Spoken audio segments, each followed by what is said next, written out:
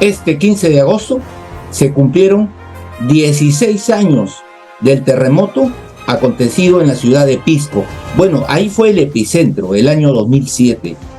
Y nosotros, como programa, considerando la importancia que es en estos momentos hacer y tomar medidas preventivas por si se presenta un caso similar, hemos creído conveniente buscar a una persona que en aquella época era jefe del Comando Conjunto de las Fuerzas Armadas para que hoy nos vierta las lecciones aprendidas para no cometer los mismos errores y poder subsanar y poder salir si es que se diera este desastre natural. Veamos el informe. El sismo del 15 de agosto de 2007 dejó como consecuencia 596 fallecidos, 1.268 heridos y más de 655.000 personas afectadas. Nuestro país está expuesto a diversos peligros que pueden ocurrir en cualquier momento y lugar.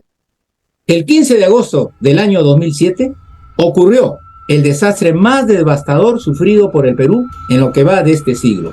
Un terremoto de magnitud 7.9 destruyó las provincias de Pisco, Chincha, Ica y Cañete, con un saldo lamentable de 596 fallecidos, más de 2.200 heridos y 432.000 damnificados, según cifras oficiales.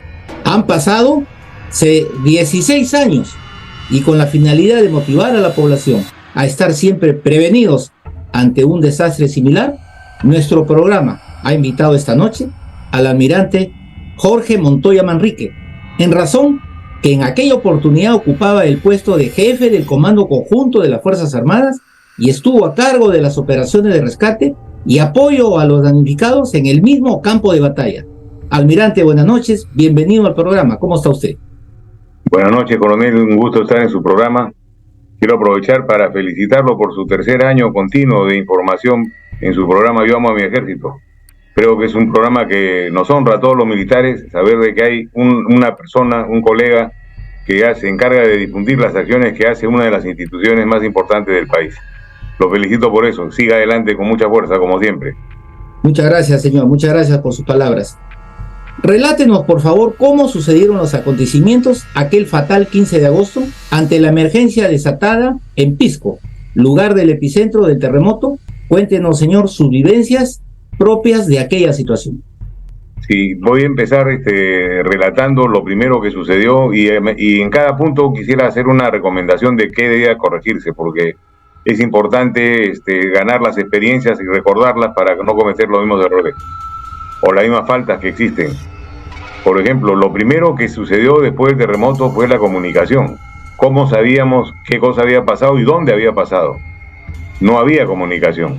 O sea, las líneas telefónicas colapsaron, los sistemas de comunicaciones del Comando Conjunto trataban de comunicarse con la zona de Pisco y no había respuesta.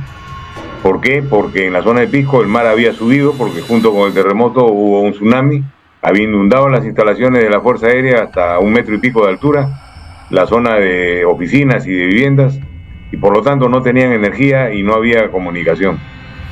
A las 11 de la noche o algo así, el ministro de Defensa nos comunicamos y quedamos en viajar al día siguiente a Pisco a primera hora. A las 6 de la mañana estábamos en el aeropuerto, en la base aeronaval, donde tomamos un helicóptero que nos llevó a Pisco. Los comandantes generales que me acompañaban y el ministro de Defensa. Fue el primer contacto con la realidad. Las comunicaciones ya se habían restablecido a medias, o sea, no completamente, pero ya teníamos comunicación y nos dimos cuenta de la gran tragedia que había pasado por Pisco. La impresión más grande fue cuando llegamos a la zona de la Plaza de Armas, la iglesia caída y los cadáveres al costado, la gente sacando los cadáveres. Oficiales de la Fuerza Aérea estaban en esa labor, más personas de la zona. Entonces, un alto en este relato. ¿Qué cosa se pudo observar de lo que he comenzado a hablar hasta ahora? Primero, se requieren equipos de comunicaciones confiables y seguros no militares, sino para estar comunicados con la civilidad en general. O sea, acá los centros de comunicaciones deben estar en los municipios, y los municipios deben estar equipados con equipos que permitan transmitir mensajes de emergencia, la primera señal, el que indiquen qué es lo que ha sucedido, y que tengan alimentación independiente de la energía eléctrica, ya sea solar, con baterías, o cualquier otra que se pueda conseguir ahora que hay tantos avances tecnológicos. ¿Por qué? Porque esto puede suceder en un lugar donde no haya base de la Fuerza Armada, o en la policía también podría servir, pero creo que el municipio es la zona más adecuada porque incluye a la sociedad en su conjunto, no es una entidad separada con restricciones. Entonces, esa es la primera recomendación que diría yo. Las comunicaciones son importantes en todo el país, en tiempo de paz y en tiempo de guerra, y en tiempo de emergencia con mayor razón. Eso es un tema que no creo que se haya solucionado, porque no creo que lo hayan vuelto a ver, porque acá pasa algo, se dan las recomendaciones, cambian los gobiernos y se olvidaron del problema. Esto sería bueno que se difunda para que se pueda ver. Luego, la primera respuesta me viene a la cabeza cuando veo y pues comento lo de la iglesia y los cadáveres. O sea, la primera respuesta se da con la gente del lugar, definitivamente, son los que están en el sitio de la emergencia y tienen que tener instrucción y conocimiento de qué hacer. La primera es rescatar a los damnificados que se puedan rescatar, sacar los cadáveres de donde puedan encontrarse y embolsarlos. O sea, recomendación, debe haber en cada municipio del país una cantidad de bolsas adecuadas para que sirvan para proteger los cadáveres. ¿Por qué? Porque de ahí provienen las infecciones. Es lo primero que se descompone y lo primero que puede ser afectado por los perros que están sueltos o los animales en general. Entonces hay que proteger los cadáveres también y proteger a la ciudadanía de lo que puede significar una descomposición, además del espectáculo que es verlos tirados, amontonados en un lado. Entonces esa es otra experiencia que se puede recoger de estas cosas que han pasado. Cada municipio, comunicaciones y bolsas para cadáveres. Lo siguiente en primera respuesta es el agua. O sea, lo que podemos vivir sin comer, pero sin agua no. Entonces la distribución de agua es importantísima y no todos los lugares tienen las mismas facilidades.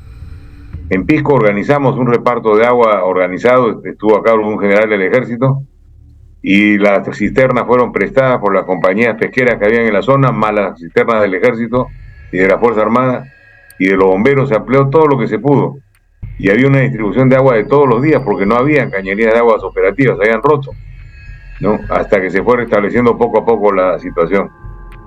Entonces, ¿qué se necesita tener? Cisternas que puedan movilizar agua o recogerla de cualquier lugar y repartirla. Eso debería estar también en los municipios. Y las oficinas de defensa civil que tiene que tener cada distrito. Después es el tema de la Fuerza Armada. O sea, la Fuerza Armada tiene que trasladarse porque es la única organización que existe con la logística suficiente como para brindar apoyo a esa primera respuesta local, hasta que INDECI comience a organizarse y ya se haga cargo total de la situación. Pero esa primera respuesta que sucede en las primeras 24 horas involucran definitivamente a la Fuerza Armada, que tiene capacidad de transporte, logística pesada, para poder ayudar a la población de una manera como lo hicimos en Pisco. Después sigue en orden de prioridad la comida, ¿no? Se establecieron comedores en los lugares adecuados, en los campos de fútbol, en los parques, comedores comunitarios, porque no había forma de atender. Y esto después viene la alimentación, mejor dicho, el proveer los alimentos necesarios. O sea, mucha ayuda particular se recibió por la situación y la ubicación del lugar. Pueden haber sitios donde no hay ayuda particular y sea el Estado el que tenga que proporcionarla. Entonces se requieren transportes prestos a llevar víveres a la zona de crisis. El rescate de las personas que de primera intención se hacen en las primeras horas, pero eso continúa por lo menos 2 o 3 días, porque se cayó la ciudad, habían cientos de casas destruidas y había que buscar si habían sobrevivientes, y ese es un trabajo muy muy complicado y se necesita de tener gente experta. Entonces, hasta que lleguen los expertos, la gente del lugar es lo que lo hace, y luego ya entra la Fuerza Armada y los expertos en el rescate. Y luego también a continuación la seguridad. Nunca faltan vándalos que están sueltos y que quieren atacar y llevarse las cosas. Entonces la Fuerza Armada dio una seguridad eficiente a la zona y no hubo ningún problema, pero se necesita tenerlo en consideración. En líneas generales, eso es lo que sucede en las primeras 24 horas, ¿no? O 48 horas máximo, para organizarnos, como sucedió. Y luego viene otro tema, la comunicación al exterior, la comunicación a la ciudadanía, la comunicación veraz de lo que está sucediendo, y no la comunicación alarmista que algunos medios de comunicación proporcionaban, y críticas que no tenían sentido tampoco, porque no conocían la situación y parece que lo que querían era generar rating. Entonces eso también me llevó a viajar a Lima y a salir en los medios de comunicación a explicar qué había pasado dentro de los primeros 7 días, porque ya las críticas se convertían en algo insostenible y no era cierto lo que estaban comunicando. Entonces el sistema de comunicación de la Fuerza Armada debería actuar en ese sentido para poder colaborar con la población, transmitiendo en directo las cosas que están sucediendo para que los medios de comunicación lo puedan hacer también a su vez. Luego se establecen los hospitales de campaña, otra experiencia de la emergencia. No teníamos hospitales de campaña operativos. Nos ayudó Chile, nos ayudó Cuba, nos ayudó Colombia, Brasil, pero necesitamos tener, ahora ya tenemos, la pandemia hizo que se comprara mucho material médico y tengo entendido que ya hay hospitales de campaña más o menos en una cantidad que permite atender una emergencia. Pero eso es básico para la zona. Instalar la seguridad alimenticia, la seguridad de salud, eso es primordial para todo lo que sucede en una crisis de esta naturaleza. Y luego también no dejarlo de lado el combustible, ¿no? El abastecimiento de combustible es importante porque si no, no se puede trasladar la logística que se necesita. Y eso también se afecta con la emergencia. Entonces, son consideraciones en rasgos generales que me acuerdo y que considero que pueden servir a la comunidad para mejorar la situación actual. Ok, señor. Si usted lo recuerda, tuve la oportunidad en aquella oportunidad, yo era comandante del ejército, en actividad todavía, y el ejército me envió justamente al centro de operaciones de información que usted había conformado, con elementos de las Fuerzas Armadas y algunos amigos periodistas. Porque si alguna experiencia tengo que sacar, señor, era de que así como sin salud no hay nada, sin salud no tenemos nada, en ese caso yo saco una conclusión: sin comunicaciones no hay nada, no llega nada, no se hace nada. Esa es la conclusión. ¿Comparte usted esa idea que si no se instala un puesto de comando, de comunicar lo que está sucediendo al mundo externo, yo creo que fracasamos? ¿No le parece? Totalmente de acuerdo, y me he acordado de ese tema y de su presencia en ese lugar, por eso mencioné el tema de las comunicaciones a la comunidad. Recién ahí se empezó a decir qué cosa estaba sucediendo, ¿no? Y era necesario, porque la situación de crisis es tan aislada de lo que está sucediendo en el resto del mundo que pocos pueden saber qué pasa. Y es necesario que la comunidad lo sepa y que la gente que está en el lugar de crisis esté satisfecha, porque ellos también escuchan esas noticias. Entonces esas noticias sirven para levantar la moral también a los afectados y no bajárselas como estaban haciéndolo en un principio. O sea, esa actuación que hicieron con el puesto de comando ustedes fue muy buena, fabulosa. Sirvió para mejorar el estado de ánimo de la población en general. Muy bien.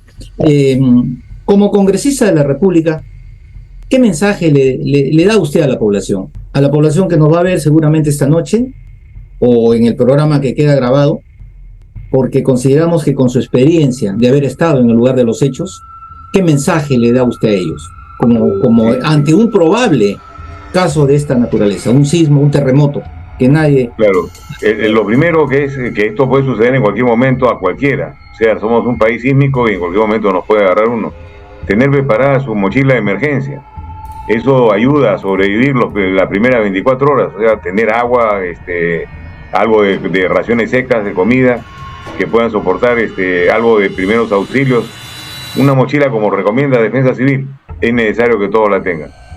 Después, lo que es muy importante es estar unidos, la población organizada entre sí, darse la mano y el apoyo necesario entre vecinos.